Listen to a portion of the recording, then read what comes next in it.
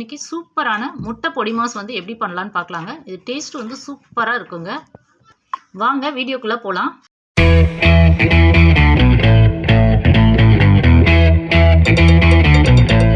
Hi friends, welcome to D3 channel.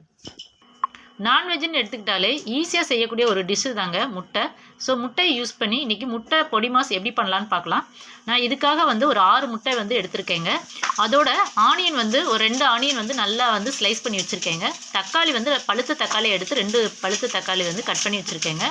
அதோடு வந்து ஒரு பச்சை மிளகாய் எடுத்து அதையும் நல்லா சின்ன சின்ன பீஸாக வந்து கட் பண்ணி வச்சுருக்கேங்க. அப்புறம் வந்து கருவேப்பிலை வந்து தாளிக்கிறதுக்காக கொஞ்சம் எடுத்து வச்சுருக்கேங்க. இப்போ நம்ம தாளிக்கலாம்.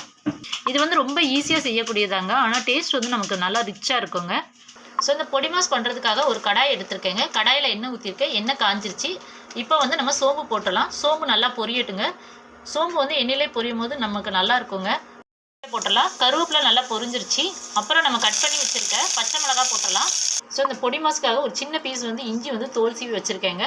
அதை வந்து ஸ்லைடர் யூஸ் பண்ணி ஸ்லைஸ் பண்ணி போட்டுறோம். ஸோ இஞ்சி வந்து ஸ்லைஸ் பண்ணி போட்டாச்சுங்க. இஞ்சி வந்து நம்ம கட் பண்ணி போடுறதோட துருவி போடும் போது அதோட டேஸ்ட் வந்து நல்லா இறங்குங்க. ஸோ அதனால் நான் வந்து துருவி போட்டிருக்கேன்.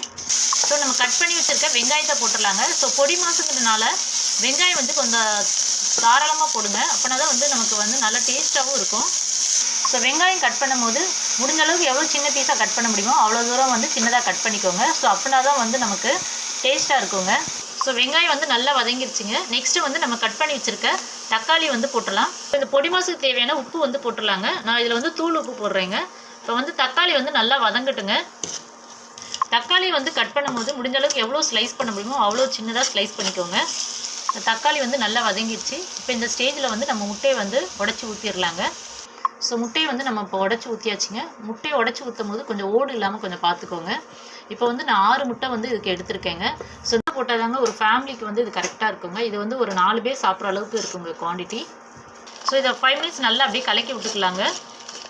ஸோ இப்போ வந்து ஃப்ளேம் வந்து லோ ஃப்ளேமில் வச்சுக்கோங்க.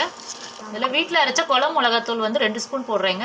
நம்ம மிளகாத்தூள் வந்து ஆல்ரெடி வந்து வீடியோ வந்து அப்லோட் பண்ணியிருக்கோங்க. அது டிஸ்கிரிப்ஷனில் கொடுக்குறேன், வேணுங்கிறவங்க பார்த்துக்கோங்க.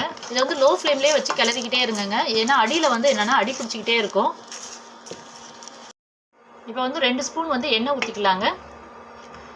எண்ணெய் ஊற்றிட்டு நல்லா கிளறிக்கோங்க. கிளறிக்கிட்டே இருங்க. ஏன்னா லைட்டாக வந்து அடி பிடிக்கிற மாதிரியே இருக்கும். ஸோ இதை வந்து ஃப்ளேம் வந்து லோ ஃப்ளேம்லேயே வச்சு பண்ணுங்கள். டேஸ்ட் வந்து இது நல்லா இருக்குங்க.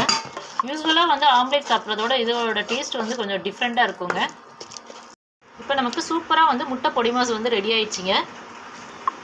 நீங்கள் வீட்டில் செஞ்சு பார்த்துட்டு எப்படி இருந்து முடிஞ்சால் வந்து கமெண்ட்ஸில் சொல்லுங்கள். நாங்கள் போடுற வீடியோலாம் உங்களுக்கு பிடிச்சிருந்தா லைக் பண்ணுங்கள், சப்ஸ்கிரைப் பண்ணுங்கள்.